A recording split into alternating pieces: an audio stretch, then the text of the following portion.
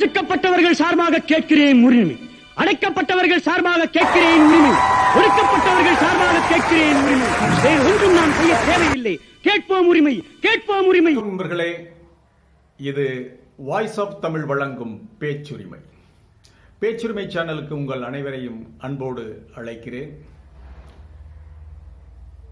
இந்த நிகழ்ச்சிக்குள் செல்வதற்கு முன்பாக இதே காணொளியை, அதாவது இந்த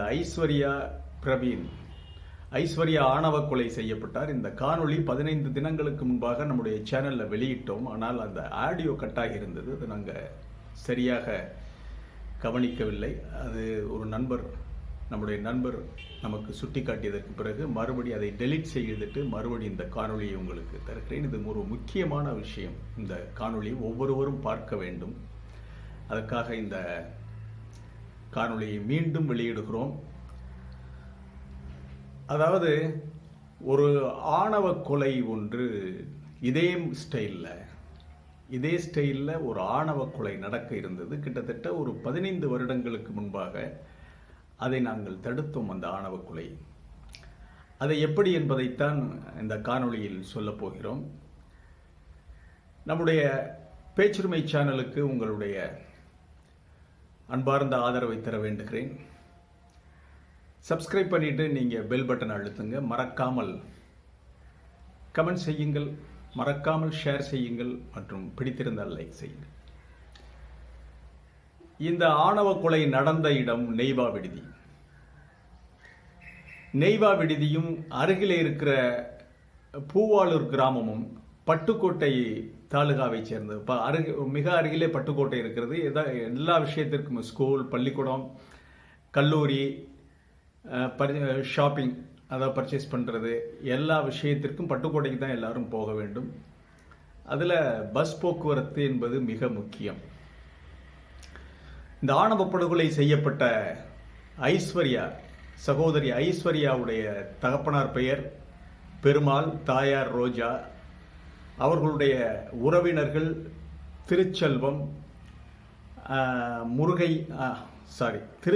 முருகேசன் மற்றும் அண்ணன் பேர் சின்ராஸ். இவங்க ஐஸ்வர்யா தரப்பு. பூவாளூர் கிராமத்தை சேர்ந்த பாஸ்கர் மகன் பிரவீன். பிரவீன் அட்டவணை ஜாதியைச் சேர்ந்தவர். ஐஸ்வர்யா இடைநிலை, அதாவது பிற்பட்ட வகுப்பை சேர்ந்தவர். 2 பேரும் பட்டுக்கோட்டைக்கு பள்ளிக்கு படிக்க போகும் பொழுதே பேச்சுவார்த்தை பேசி பழகி இருக்கிறார்கள். அது பின்னாட்களிலே காதலாக மலர்ந்திருக்கிறது. இந்த காதல் மெல்ல அரும்பி வலுவடைந்து கல்லூரிக்கு செல்லுகின்ற வரை, கல்லூரிக்கு சென்ற பின்பும் தொடர்ந்திருக்கிறது. இதை பற்றி அவர்கள் அரசல் புரசலாக கண்டித்திருக்கலாம். ஆனால் கடந்த கொரோனா பீரியட்ல பிரவீன் தனக்கு வேலை வாய்ப்பு தேடி திருப்பூருக்கு போறார். ஏனென்றால் இவங்களுக்குள்ள பேச்சுவார்த்தை நடந்திருக்கலாம். தனக்கு மற்ற 19 வயது 2 பேருக்குமே நிறைவடைந்து விட்டது. அதனால ஐஸ்வர்யாவை பற்றி பலரும் பலவிதமாக சொல்லியிருப்பாங்கல்ல, சுற்று வட்டாரத்தில் ஒரே பஸ்ஸில் போறவங்க வர்றவங்க. அதனால ஐஸ்வர்யாவிற்கு திருமணம் செய்வதற்காக மாப்பிள்ளை தேடிக்கொண்டிருந்திருக்கிறார்கள். அந்த சூழ்நிலையில் சரி, நமக்கு ஒரு வேலை வாய்ப்பு வேண்டும் என்று பிரவீன் திருப்பூர் போயிருக்காரு. திருப்பூர் பனியன் கம்பெனிகளில் போய் வேலை தேடி இங்கே வேலை பார்த்துருக்காரு. இது கொரோனா பீரியட்ல. இந்த காதல் மலர்ந்ததெல்லாம் 2020க்கு முன்பாக. 2021 இருந்து அவர் வேலை தேடி 2022 இங்கெல்லாம் அவர் வேலை செய்து கொண்டிருந்திருக்கிறார். அதன் பிறகு சில மாதங்கள் கழித்து ஐஸ்வர்யாவும் வேலை தேடி ஈரோடு பக்கம் போயிருக்காங்க. ஈரோடு, அந்த அவினாசி, அந்த பக்கங்கள்ல மில்கள், அந்த பெண்களுக்காக திருமண உதவித்தொகை திட்டத்தில் ஒரு மில்கள்ல இருந்து வேலை கொடுப்பாங்க. குறிப்பாக 2 வருடம் அல்லது 3 வருட கான்ட்ராக்ட்ல அவங்க அங்கே வேலை செய்யணும். வேலை முடிந்து வரும்பொழுது கையில் ஒரு 1 லட்சமோ 1.5 லட்சமோ கொடுத்து அனுப்புவாங்க. அது மில்லில் தான் வேலை.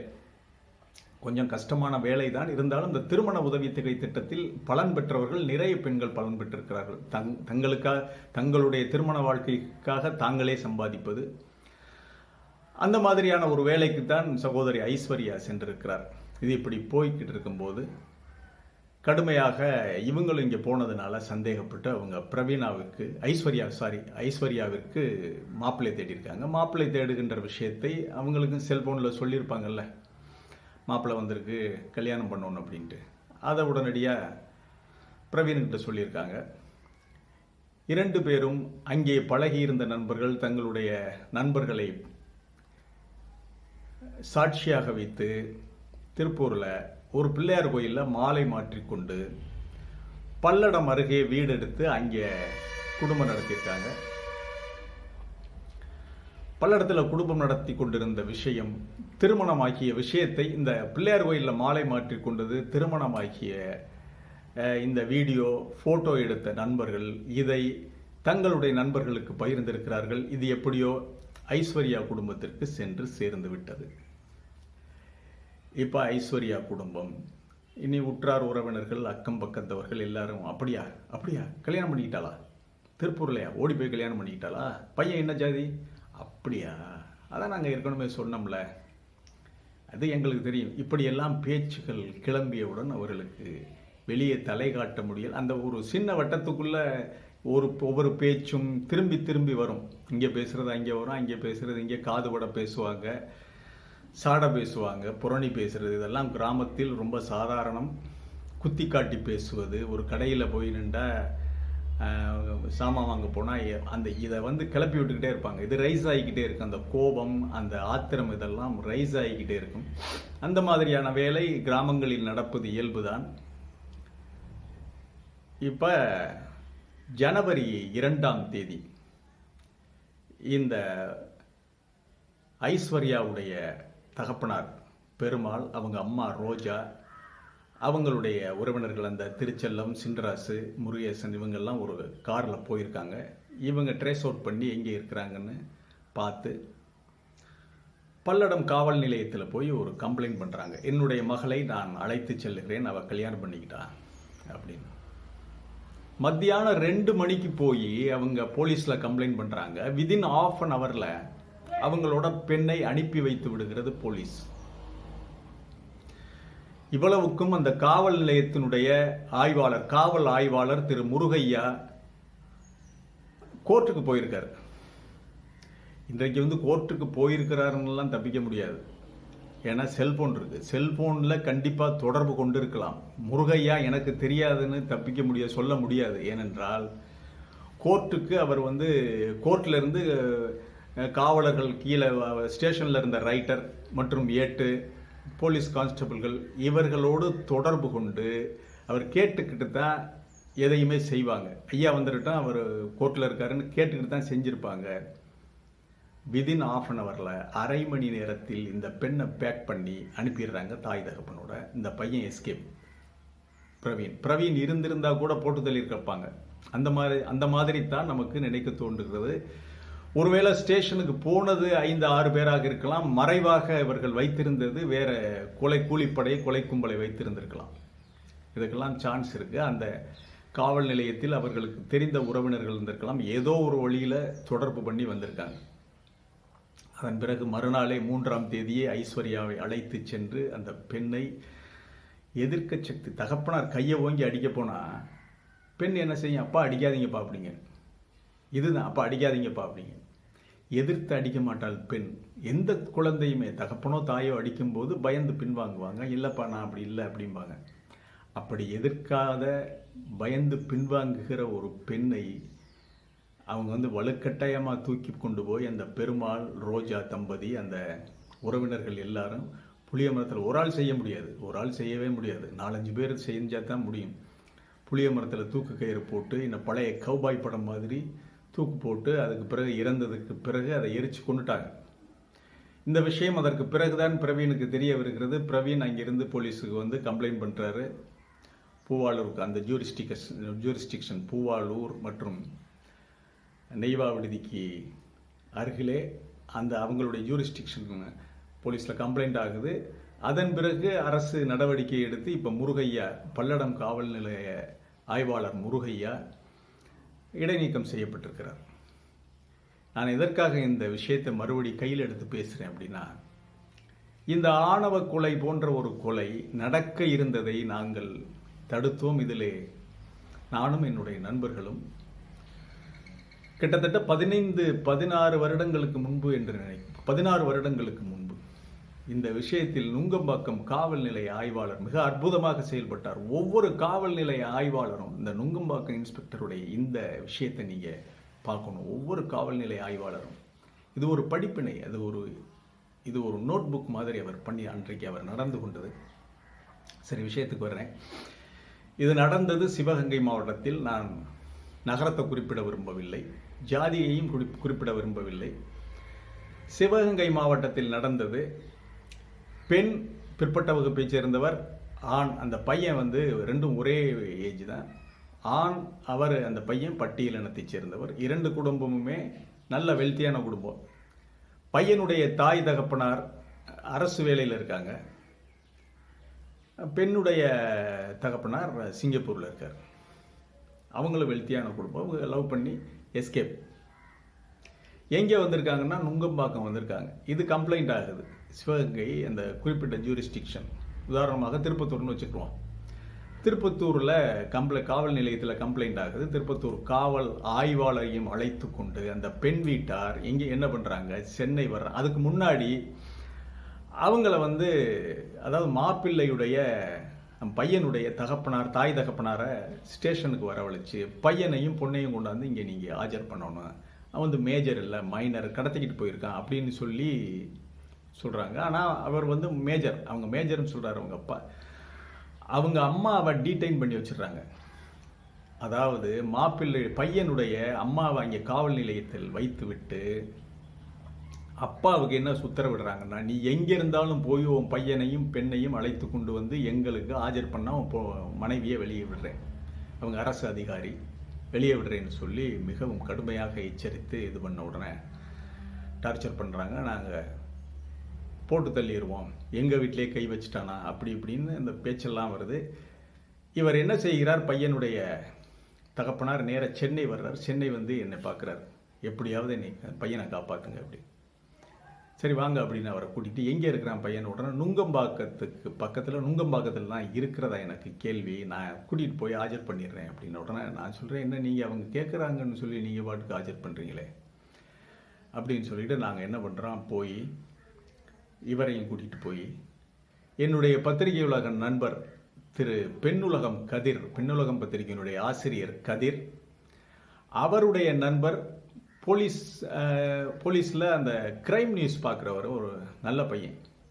நாங்கள் எல்லோரும் சென்று நுங்கம்பாக்கம் காவல் நிலையத்தில் அதாவது ஒரு கம்ப்ளைண்ட் பண்ணுறோம். இந்த மாதிரி வந்துட்டாங்க, இந்த மாதிரி கம்ப்ளைண்ட் ஆகிருக்கு, நாங்கள் இந்த பையனை என்ன செய்கிறது என்னன்னு. உடனே சிறிது நேரத்தில் இந்த மாதிரி நாங்கள் கம்ப்ளைண்ட் பண்ணுறதுக்காக பேசிக்கிட்டு இருக்கும்போதே அவங்க எதிர்த்தரப்பு பெண் வீட்டு தரப்பு வந்துடுறாங்க.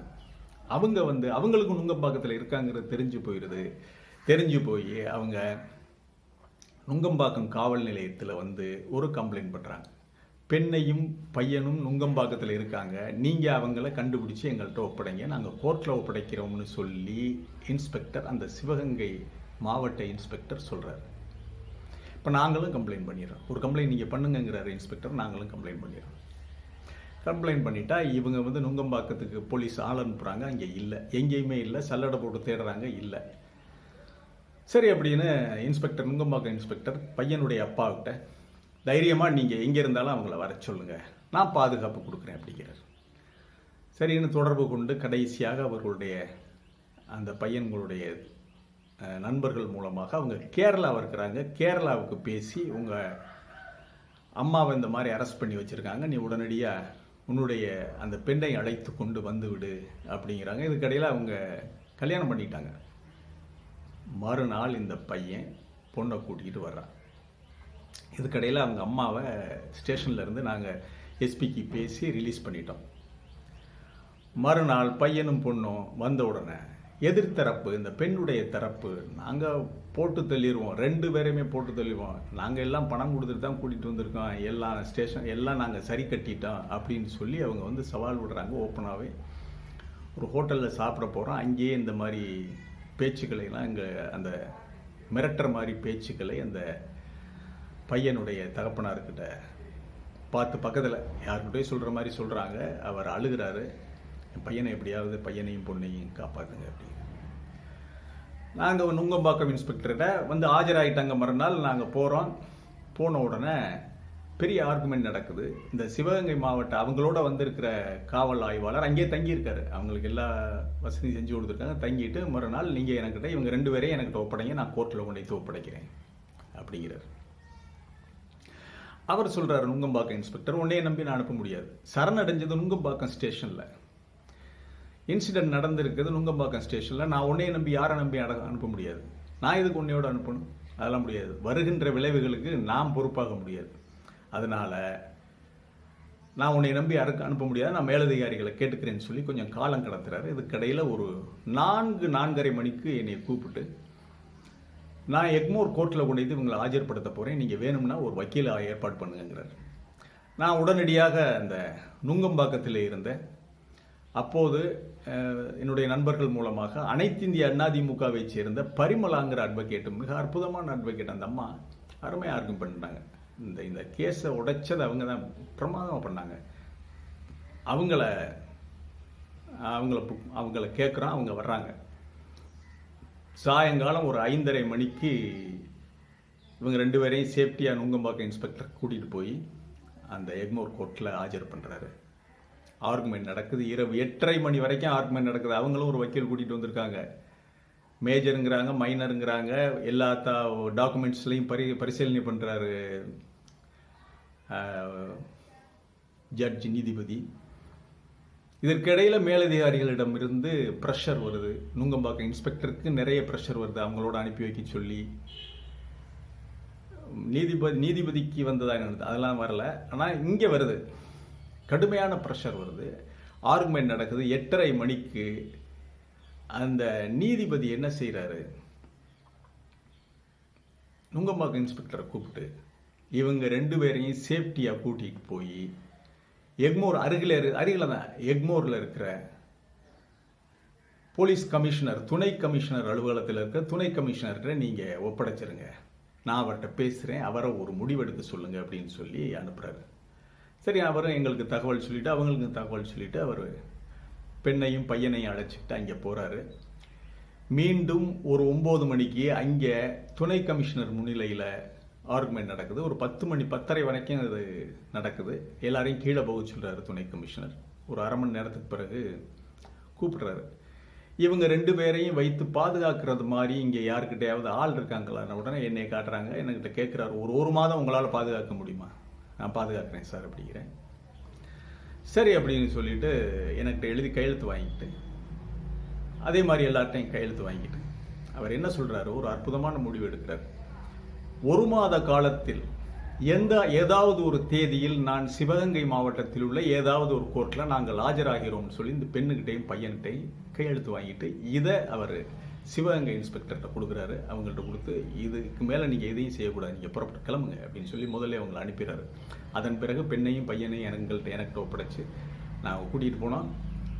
கொஞ்ச நாள், ஒரு வாரம் இருந்தாங்க. அதன் பிறகு தனியாக வீடு எடுத்துட்டாங்க. இடைப்பட்ட காலத்தில் அந்த பெண் அவங்க அப்பா கிட்ட பேசினது, அவங்க அப்பா நிலைமை புரிஞ்சுக்கிட்டாரு. உடனடியாக அவர் தன்னுடைய உற்றார் உறவினர்கள் குடும்பத்தினர்கிட்ட பேசி, பரவாயில்ல, பொண்ணு எடுத்த முடிவில் நீங்கள் மேற்கொண்டு எந்த நடவடிக்கையும் எடுக்க வேணாம், நான் வரும்போது நான் சீக்கிரம் வர்றேன், நான் வரும்போது பேசிக்கிறேன், அதை பற்றி அவங்க லெட் தம் கண்டினியூ, அவங்க வேற எதுவும் நீங்கள் இதுலேயும் தலையிட வேண்டாம், என்னுடைய பெண்ணுடைய வாழ்க்கையை நீங்கள் ஏதாவது ஏடாகூடாமல் பண்ண வேண்டாம், நடந்துருச்சு, கல்யாணம் ஆயிடுச்சு, நான் பார்த்துக்கிறேன் அப்படின்னு சொல்லிட்டு அவங்க அப்பா சமாதானமாகி இது பண்ணிட்டார். எதுக்கு சொல்கிறேன்னா, அந்த சூழ்நிலையில் அப்போ தான் அந்த டெம்போ இருக்கும், அந்த கொலை செய்ய வேண்டும் என்ற வெறி இருக்கும். தப்பனார் போல ஆரம்பத்திலே போட்டு தள்ளிருங்கன்னு சொல்லியிருக்கலாம். ஆனால் 1 மாத காலத்துக்குள்ள அவர் மனம் மாறுறாரு. மனம் மாறி வாடட்டும்ங்கிறாரு. அதன் பிறகு இப்போ அவங்க நல்லா இருக்கிறாங்க, குழந்தை குட்டிகளோடு இருக்கிறார்கள். அவங்க போனாங்க, ஆஜராகினாங்க. அவங்களும் அதன் பிறகு அந்த டெம்போ அதெல்லாம் குறைஞ்சி போச்சு. அதெல்லாம் சரி அப்படின்னு சொல்லிட்டு அவங்க பிள்ளை குட்டிகளோட எல்லாருமே ஒன்றாயிட்டாங்க. அவங்க இரு தரப்புமே நல்லா பேசிக்கிறவாங்க, போய்க்கிறவாங்க, வந்துக்குருவாங்க, பேரம்பேத்திகளை தூக்குறாங்க, வைக்கிறாங்க. நான் எதற்கு சொல்லுகிறேன் என்றால், இந்த நெய்வா விடுதியிலிருந்து அந்த குறிப்பிட்ட அந்த பெண்ணுடைய தகப்பனும் தாயும் வந்திருக்கின்ற அவங்க உறவினர்களோட வந்து கேட்டா, இந்த இன்ஸ்பெக்டர் என்ன செஞ்சிருக்கணும், இந்த காவலர்கள் ஐயா இன்ஸ்பெக்டர் இல்லை, நாளைக்கு வாங்க, அவர் பேசி முடிவெடுக்கட்டும். இல்லையா, இன்ஸ்பெக்டர்கிட்ட செல்லில் பேசணும். இன்ஸ்பெக்டர் என்ன சொல்லியிருக்கணும், உங்களை யாரை நம்பி நான் அனுப்புறது, அதெல்லாம் அனுப்ப முடியாது. It's not a crime. இவங்க கிரைம் பண்ணல, அவங்க மேஜரா மைனரா என்னங்கிறத கோர்ட்டு தீர்மானிக்கிட்டேன். நீங்க உங்க ஜூரிஸ்டிக்ஷன்ல நெய்வா விடுதி, அந்த பூவாளூர், அந்த கிராமத்தினுடைய அந்த ஜூரிஸ்டிக்ஷன், அந்த காவல் நிலையத்தில் ஒரு கம்ப்ளைண்ட் பண்ணுங்க. அந்த கம்ப்ளைண்ட் பண்ணி அந்த கம்ப்ளைண்ட்டோட அங்கே ஒரு காவலரையோ அல்லது இன்ஸ்பெக்டரையோ கூட்டிக்கிட்டு இங்கே வாங்க. அவங்கள்ட்ட தான் நான் ஒப்படைக்க முடியும். இல்லாட்டினா நான் கோர்ட்டில் ஒப்படைக்கிறேன், கோர்ட்டில் பார்த்துக்குங்க அப்படின்னு சொல்லி இது செய்ய வேண்டிய முறை. இது இப்படித்தான் செய்திருக்க வேண்டும். அப்படித்தான் நுங்கம்பாக்கம் காவல் நிலைய ஆய்வாளர், உன்னையை நம்பி நான் அனுப்ப முடியாது, நான் கோர்ட்டில் ஒப்படைக்கிறேன் என்று அன்றைக்கு ஒப்படைத்தார். அதே மாதிரி இவர் என்ன பண்ணியிருக்கணும், நெய்வா விடுதிக்கு பக்கத்தில் அந்த ஜூரிஸ்டிக்ஷனில் இருக்கிற ஒரு போலீஸ் ஸ்டேஷன், அந்த போலீஸ் ஸ்டேஷனுடைய கன்சர்ன் போலீஸ் ஸ்டேஷனுடைய புகார் ஆகியிருக்கா, அந்த இன்ஸ்பெக்டர் அவர்கிட்ட பேசி இவங்களை நம்பலாமா, இவங்களை நம்பி அனுப்பலாமா, நீங்கள் ஒரு காவலர் அனுப்பி வைக்க, நான் கோர்ட்டில் ஆஜர் பண்ணியிருந்தீங்களா, நீங்களே ஆஜர் பண்ணிடுறீங்களா, இல்லை நான் இங்கே ஆஜர் பண்ண, இதையெல்லாம் கம்யூனிகேட் பண்ணாமல் அரை மணி நேரத்திலேயே பெண் வீட்டாரோடு அனுப்பியிருக்கிறார்கள் என்றால் என்ன நடந்தது? அப்போ போலீஸ் மேலே சந்தேகம் வருமா வராதா? அவங்களுடைய சொந்தக்காரர்கள் அந்த போலீஸ் ஸ்டேஷனில் இருந்தாங்களா, ப்ரெஷர் பண்ணாங்களா, மேலதிகாரிகள் மூலமாக விடுவிக்க சொல்லி அவர்களுக்கு தொலைபேசி வந்ததா, அல்லது பணம் கையூட்டு பெற்றார்களா?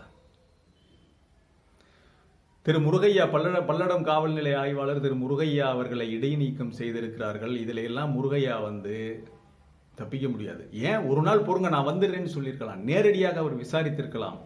என்னை பொறுத்தவரையில் இது ஒரு பாடம் தான். அவர்களுக்கு உயிர் போயிருச்சு.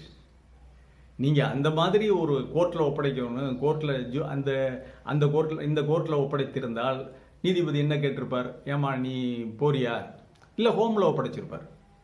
அப்பா அம்மாவோடு போக சம்மதம் இல்லையா என்பதை கோர்ட்டில் தெரிவிச்சிருந்தா சரியா இருந்திருக்கும். கோர்ட்டுங்கையில் பெண் தைரியமாக சொல்லும். அந்த பையனும் 2 பேருமே போய் ஆஜராகி இருப்பாங்க. கோர்ட்டில் தைரியமாக சொல்லியிருக்கலாம். இல்லையா, ஒரு ஹோமில் தங்க வச்சிருக்கலாம். குறிப்பிட்ட வயது வர்ற வரைக்கும் நீங்கள் இங்கே இருக்கணும், நீங்கள் போங்க உங்கள் வீட்டுக்குன்னு சொல்லி அனுப்பியிருப்பார் நீதிபதி. இது எதையுமே அந்த பெண்ணிற்கான வாழ்வதற்கான எந்த ஒரு சந்தர்ப்பத்தையும் இந்த காவல் நிலையம், பல்லட காவல் நிலையம் கொடுக்கவில்லை. இந்த பெண் எரித்து கொலை செய்யப்பட்டதில் பல்லடம் காவல் நிலையத்திற்கும் பங்கு இருக்கிறது என்றுதான் நாம் குற்றம் சாட்ட முடியும். என்ன நடந்தது, பணம் வாங்கினார்களா, இப்படியெல்லாம். ஏனால் ஒரு நெறிமுறை என்பது நான் சொன்ன அந்த நுங்கம்பாக்கம் இன்ஸ்பெக்டர் மாதிரி அந்த நெறிமுறைங்கிறது எல்லாருக்குமே ஒன்றுதான். இதெல்லாம் தெரியாமல் ஒரு காவல் நிலையத்தில் ஆய்வாளராக இருக்க முடியுமா, அதுவும் இந்த காலகட்டத்தில்? ஆகவே பல்வேறு சந்தேகங்களை இந்த ஐஸ்வர்யா, சகோதரி ஐஸ்வர்யா அவர்களுடைய ஆணவ கொலை காட்டுகிறது. இப்போ நினச்சி பார்ப்பாங்க அவங்க தாய் தகப்பன், இனி இந்த குடும்பம் இனி என்ன கேஸ், கோர்ட்டு கேஸுன்னு சொல்லி அலையணும், குடும்பம் பொருளாதார ரீதியாக கீழே விழுகும். ஏற்கனவே அதாவது கூட்டிட்டு ஓடி போனவங்கிற பேர் போய் இப்போ கொலகார பையங்கிற புதிய பட்டத்தை பெற்ற மகளையே கொண்டுட்டானே பாவின்னு சொல்லி அப்படி பேசின நாக்கு இப்படி பேசும், திருப்பி பேசும் கிராமத்தில். இதுதான் நடக்கும். ஆகவே இந்த விஷயத்தில் தமிழக அரசு இந்த மாதிரியான காதல் ஜோடிகள், இந்த மாதிரியான ஆணவ கொலை நடைபெறுவதை தடுக்க வேண்டும் என்றால் ஒவ்வொரு ஸ்டேஷனுக்கும் நீங்கள் வழிகாட்டு நெறிமுறை ஒன்றை கொடுக்க வேண்டும். ஒவ்வொரு ஸ்டேஷன்லையும் அதன்படிதான் நீங்கள் நடக்க வேண்டும்.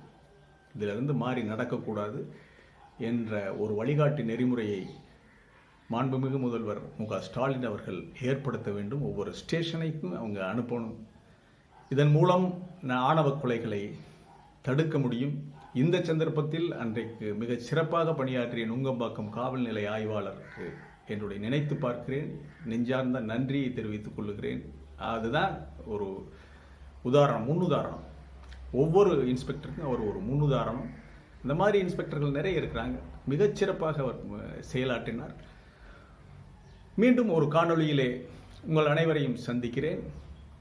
இது வாய்ஸ் ஆஃப் தமிழ் வழங்கும் பேச்சுரிமை. பேச்சுரிமை சேனலுக்கு உங்களுடைய பேராதரவை தர வேண்டுகிறேன். சப்ஸ்கிரைபர்ஸ் நிறைய வரணும். அப்போ தான் நிறைய விஷயங்களை நாம் சொல்ல முடியும். சப்ஸ்கிரைப் பண்ணுங்கள். மறக்காமல் பெல் பட்டனை அழுத்துங்கள். கமெண்ட் செய்யுங்கள். அதிகமாக ஷேர் செய்யுங்கள். பிடித்திருந்தால் லைக் செய்யுங்கள். நன்றி. வணக்கம்.